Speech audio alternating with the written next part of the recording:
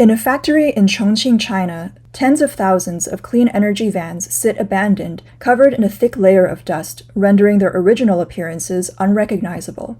Recently, aerial footage has surfaced of vast grassy fields in Hangzhou littered with thousands of clean energy vehicles. Some of them are so buried that only the rooftops are visible. Netizens in Guangzhou have similarly uncovered vast graveyards of abandoned clean energy vehicles. In Yantai, Shandong, dozens of these clean energy rideshare vehicles are haphazardly parked in a small forest. Over the past few years, there has been a surge in these abandoned clean energy vehicles across various regions in China, ranging from a few hundred to tens of thousands. These so-called graveyards not only mar the landscape, but also represent immense waste and environmental pollution. A clean energy vehicle for 2,000 yuan, about $300. Would you dare to buy it? This site in Hangzhou, resembling a standard parking lot from a distance, houses thousands of these clean energy vehicles. However, a closer look reveals the dust and neglect these cars have endured over time. The graveyard contains a myriad of vehicle brands. Some display license plates indicative of their clean energy status, while others bear logos of taxi services or ride-hailing companies. Among these, some are brand new vehicles, while others are discarded used cars. Many have had parts like batteries, wheels, and headlights removed, leaving behind only their shells. These vehicles are available for purchase, with some models priced as low as 1,000 to 2,000 yuan, approximately $150 to $300, cheaper than some electric bikes. Bulk purchases offer even better deals. However, due to concerns over their battery life and significant damage to some, buyers are rare, and even used car dealers hesitate to get involved. According to local residents, these cars have been parked anywhere between 2 to 4 years. Initially, staff would arrive daily to take inventory and maintain the vehicles, but after a few months, the management team disappeared, leaving only a contact number at the entrance. These car graveyards tell a tale of the Chinese new energy automotive industry's unscrupulous subsidy fraud, shoddy manufacturing, and overproduction. China's history of providing financial subsidies to the new energy automotive industry dates back to 2009. In the industry's early days, a purely electric car with a range of 250 kilometers or 155 miles could qualify for a national subsidy of 60,000 yuan. Those with a range of 80 kilometers or 50 miles would be eligible for 35,000 yuan. Regional governments also provided additional subsidies, with more substantial subsidies for vehicles with greater ranges.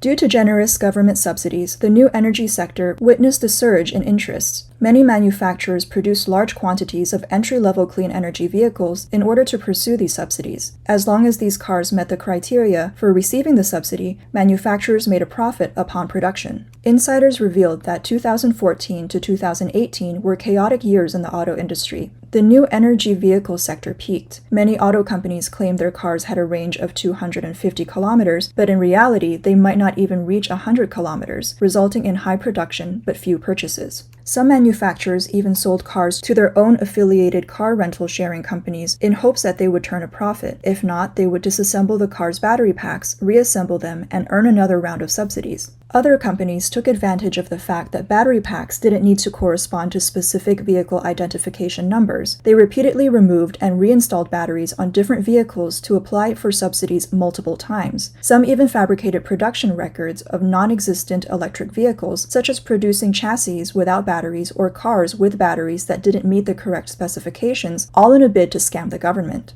In 2016, the official Chinese Communist Party media, People's Daily, cited statistics pointing out that dozens of companies had defrauded over 9.3 billion yuan, approximately $1.3 billion, in electric car subsidies. For example, the General Motors truck company in Suzhou, by fabricating false procurement, vehicle production, and sales documents, and submitting counterfeit certificates, falsely claimed the production and sale of 1,131 clean energy vehicles in 2015 and defrauded the central government of 226 million yuan in subsidies. Another company in Suzhou, Qinglong, fraudulently claimed central government subsidies in 2015 for 1,683 vehicles that were still unbuilt by the end of the year. Despite this, these vehicles prematurely received licenses, which allowed the company to overclaim 519.2 million yuan in subsidies. Vehicles produced during this period were generally of poor quality with low efficiency. Few families were willing to buy them, and only the car-sharing and ride-hailing industries, eager to buy large quantities of cheap new vehicles, were interested.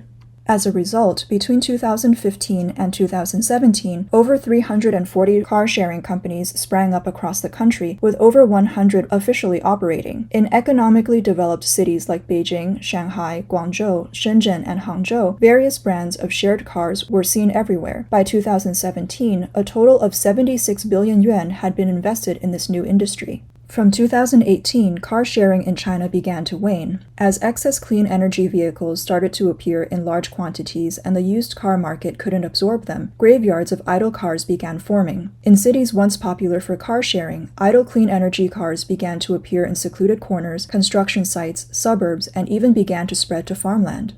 Why were some of these barely used vehicles with decent exteriors left idle? Li Yang, a senior executive at a car-sharing company, put it succinctly.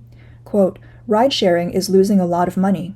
To get subsidies for operational clean energy vehicles, they must either be in service for 2 years or drive 20,000 kilometers. Instead of running them around, it's better to keep them idle until they qualify for subsidies and then scrap them." How is China's car-sharing market today? It might be hard to believe, but the number of companies has shrunk to zero. None of the once numerous car-sharing companies survived. The initial flood of subsidy policies accelerated the growth of China's clean vehicle industry. Both genuine and opportunistic players benefited. But when subsidies began to taper off, those who were unprepared were exposed. From 2019, subsidies for all electric vehicle buyers in China were slashed by half. Ride-hailing companies lost significant business, leading to a wave of bankruptcies, marking the end of the industry's wild growth. The number of electric vehicle manufacturers dropped from around 500 in 2019 to just over 40 in 2023, with many early adopters in the ride-hailing industry having gone bankrupt. For instance, Long River EV, which relied heavily on state subsidies, was among the first batch of China's new automaking forces. They launched 4 types of vehicles at once: electric buses, electric compact cars, electric SUVs, and electric city buses. They would receive massive subsidies for all their electric vehicle projects. However, after the reduction in subsidies in 2018 and subsequent financial troubles, they became the first company in the Chinese new energy vehicle industry to go bankrupt in 2020. Judging from the sales of new energy vehicles in China in recent years, sales growth is highly correlated with the intensity of subsidy policies. In 2017 and 18, with substantial subsidies in place, the growth rate of domestic new energy vehicle sales exceeded 50% and 60% respectively. According to the original plan, these subsidies were set to expire in 2020. However, starting in 2019, as subsidies significantly reduced, new energy vehicle sales fell by 4%. In 2020, the decline in subsidies combined with the impact of the pandemic led to a further drop in sales by over 50% in the first quarter. To combat the rapid decline in sales, in April 2020, departments such as the Ministry of Finance and the Ministry of Industry and Information Technology extended the subsidy policy to the end of 2022. This extension revitalized the market, resulting in nearly 100% annual growth in 2021 and 2022. According to data from the Ministry of Industry and Information Technology, China's clean vehicle market experienced explosive growth in 2022, with production and sales reaching 7.1 million and 6.9 million units, representing year-on-year growth of 97% and 93% respectively. This growth established China as the global powerhouse in new energy vehicle production and sales, maintaining the leading position for 8 consecutive years. With government support, domestic brands like Geely, BYD, NIO, Lixiang, and Xiaopeng emerged as significant players. However, most of these brands traded lower prices for volume, unable to match the profitability of companies like Tesla. In 2022, among the 13 automotive companies listed on the A-shares, only BYD reported a profit. Most other profitable companies relied on sales of traditional gasoline cars. Entering 2023, in the absence of government subsidies, the real market demand for China's clean energy vehicles remains uncertain. With the intense competition, how many companies will turn a profit is still a significant question. A more pressing challenge is that the production capacity for China's clean energy vehicles continues to expand rapidly. Preliminary estimates suggest that by 2024, production capacity might reach 15 million units, more than double the current figures. Given China's overall economic downturn, consumer growth for clean energy vehicles might struggle to keep pace with expanding production capacity. If there's a mismatch between supply and demand, more than just low-end cars might face extinction. The chaotic developments mentioned above are typical Chinese-style market phenomena. The government's original intention in supporting the development of clean energy vehicles was to save energy and protect the environment. However, the plan has not only failed to realize this environmental goal, but has instead resulted in even greater environmental damage, waste of resources, and financial loss. Issues include a lack of proper recycling for large amounts of discarded batteries, rural lands being occupied by vehicle graveyards, and significant amounts of subsidy funds being misappropriated. To date, there is no leading enterprise in China's battery recycling market. Many of the discarded batteries from these clean energy vehicles have not been directed through official channels. Instead, they are purchased at high prices by unqualified, highly polluting small factories and improperly processed, leading to secondary environmental pollution. What's even more concerning is the safety issue of domestically produced clean energy vehicles. Videos shot by netizens and by media show spontaneous combustions of various Chinese electric vehicles. These cars can catch fire while driving, charging, or even when stationary. Fires in clean energy vehicles tend to be much fiercer than those in gasoline vehicles, spreading faster and being harder to extinguish. Within just a few minutes, the entire car can be reduced to a mere skeleton. The Chinese Communist Party's subsidies for clean energy vehicles have distorted resource allocation in this industry, preventing it from growing in a market-driven manner. The phenomenon of subsidy fraud has become widespread, imposing substantial financial burdens on both central and local treasuries, yet failing to achieve the intended effects.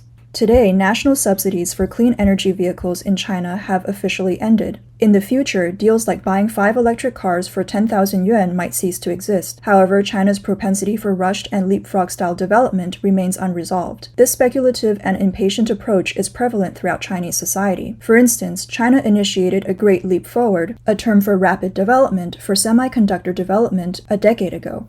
The Beijing government invested $100 billion to bolster the domestic semiconductor industry. The result was fruitless, generating many unfinished projects and breeding substantial corruption and waste. The phenomenon of new energy vehicle graveyards is eerily reminiscent of China's shared bike mania, which collapsed in 2018. After the decline of Mobike and OFO, tens of millions of colorful bicycles were discarded in rivers, ditches, and abandoned parking lots. These shared bicycles, once dismantled, were compressed into metal cakes and sold as scrap, producing nearly 300,000 tons of metal waste, equivalent to the structural steel weight of 5 aircraft carriers.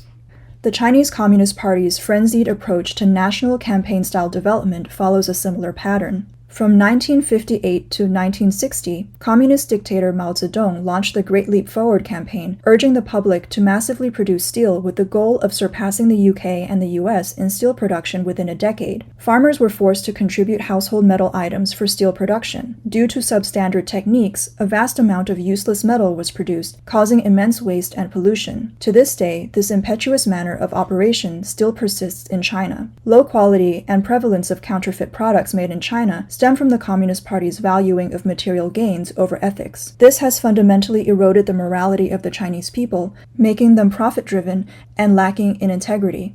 This, in turn, poses a threat to the very regime of the Communist Party.